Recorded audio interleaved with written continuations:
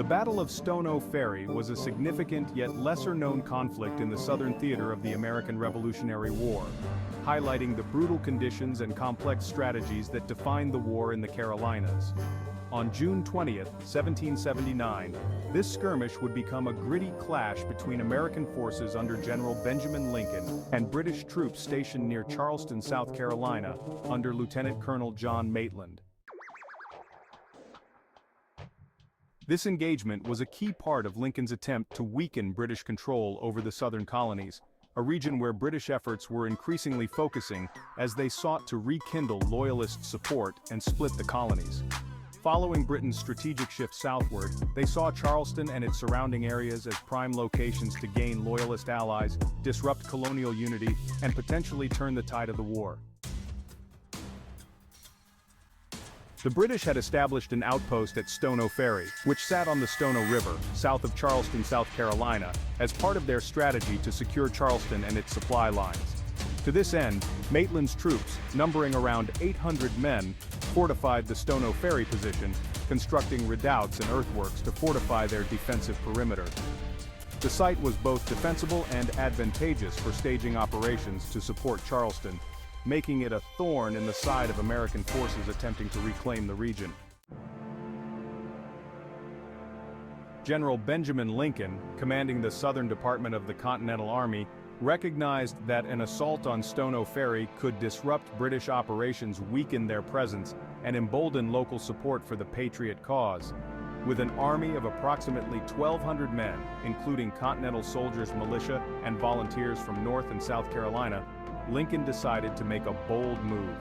Despite the limitations in his force, an army of mostly militia soldiers who lacked the training and discipline of British regulars, Lincoln's decision reflected the high stakes of the Southern campaign. His plan was to strike swiftly, hoping to overwhelm the British defenses and drive them back, weakening their hold on the region. At dawn on June 20th, Lincoln's troops began advancing on the British position under the cover of early morning light. The heat and humidity of the South Carolina summer added an oppressive weight to the impending clash. The American forces moved cautiously, aiming to take the British by surprise. However, they were spotted before reaching the defenses, losing the advantage of surprise and putting Lincoln's forces in a dangerous position. They now had to launch a direct assault against entrenched British soldiers.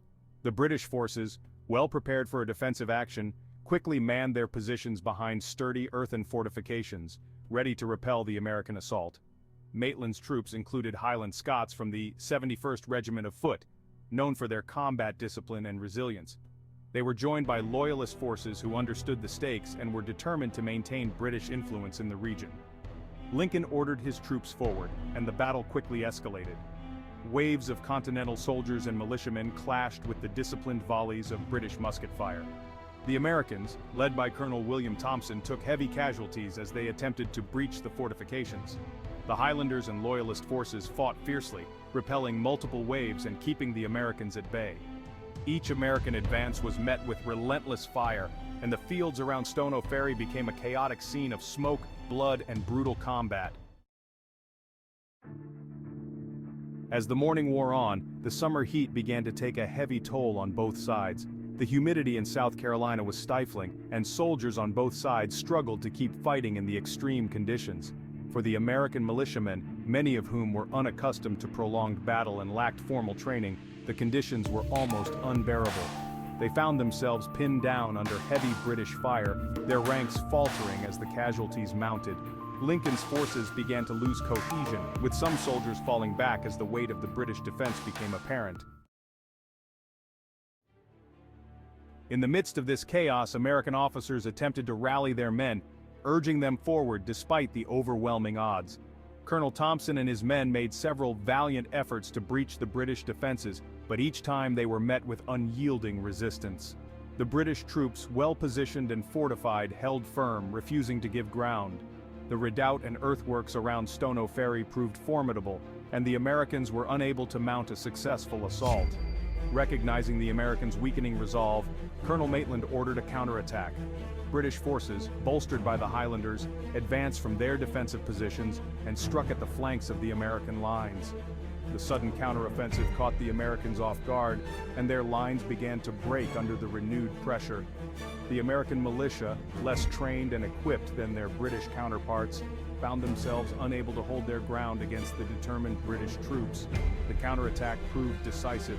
The American forces, exhausted and disheartened, began to retreat in disarray.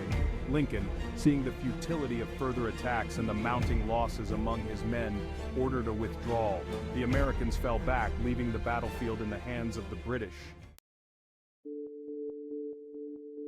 The Battle of Stono Ferry ended in a tactical victory for the British, who had successfully defended their position and inflicted significant casualties on the American forces.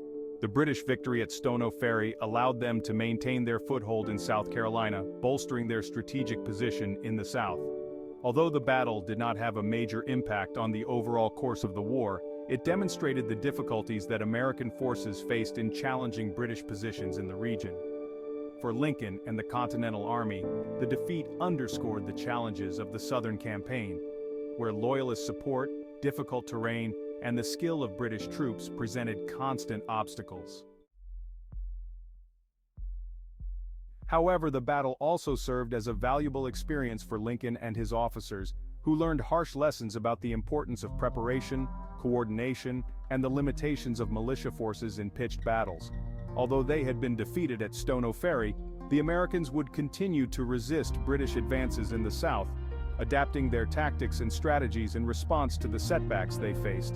For the British, the victory was a morale boost and a demonstration of the effectiveness of their Southern strategy.